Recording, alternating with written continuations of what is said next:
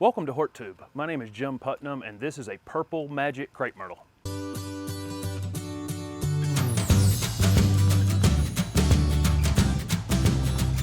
This is the beautiful purple semi-dwarf, purple flowering, Purple Magic Crape Myrtle. Purple Magic can reach 10 feet, perhaps even 12 or 14 feet over time, but this variety is very easy to keep in the 6 to 8 foot range.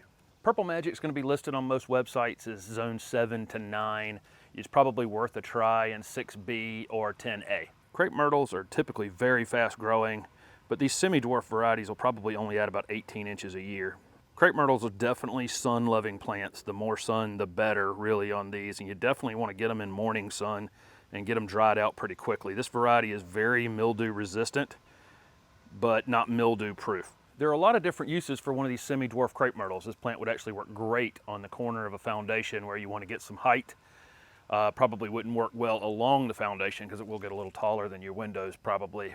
You could also use it as a border plant and use one of the dwarf white crape myrtles with it, and it would make this purple stand out even more. Purple Magic leaves out in the spring with kind of a reddish new growth, which is quite nice, and then the leaves mature to this dark green color here, and then they bud up in the early summer and bloom until mid to late summer. This one's not fully open yet. It has this really, really nice dark purple flower on it. The stems are reddish, just like the other varieties of crape myrtles, which are quite nice. And the bark at the base will end up exfoliating. On these semi-dwarfs, where we have limbs a little closer to the bottom, it won't show up quite as well, but it does have that feature as well. I've included videos in the description of this video for planting woody trees and shrubs. Really not too much to worry about on crape myrtles. Just make sure you don't bury them too deep. Don't put them in an area that's extremely wet all the time. Definitely would not like that. Once established, crape myrtles are very, very drought tolerant, but with that said, they bloom in June and July,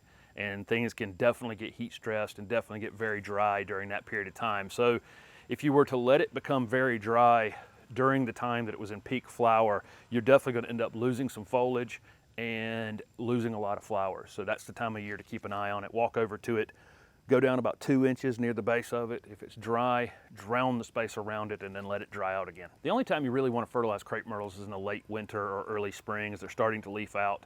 Any kind of slow release fertilizer that lasts 3 to 4 months would be ideal. That way it runs out by middle summer and the plant can start to wind down into dormancy in the fall. One of the nice things about using Purple Magic or any of these semi-dwarf crape myrtles is you definitely don't have to prune them as much as the standard varieties. This thing will be very easy to keep in that 6 to 8 foot range without having to butcher it every winter. You may have to take a foot or two out of it. That'll be about it. There's really not much to worry about in terms of insects or diseases on crape myrtles. A lot of things do come along and chew on them. Japanese beetles definitely love crape myrtles. I just don't worry about it. They're only around for about 2 weeks.